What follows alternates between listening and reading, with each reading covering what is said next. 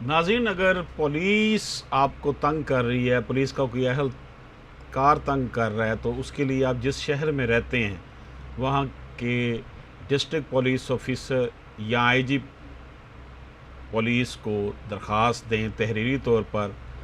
और इनका एक जो है वो बना हुआ है, कंप्लेंट सेल भी बना हुआ है, उसकी वेबसाइट भी बनी हुई है। आप पुलिस अपने जिस सूबे में भी हैं, पंजाब में तो पंजाब पुलिस लिखें, सिंध में तो सिंध पुलिस लिखें, तो वहाँ पर आपका वो आ जाएगा, पोर्टल आ जाएगा, वहाँ पर आप एप्लीकेशन लिख कर दे सकते हैं। या फिर आप जिस सूबे में हैं उसकी फ़ोन पर भी जो है वो आप दरख्वास्त दे सकते हैं। और मुतलका डीपीओ को, बड़े शहर में सीसीपी होता है, छोटे शहर में ज़िलाई पुलिस ऑफिसर होता है, तो उनको दरख्वास्त दें। अगर ना भी सुनवाई हो तो फिर आप डिस्ट्रिक्ट सेशन जज को दरख्वास्त दे सकते हैं पुलिस के जुल्म के ख़िलाफ़।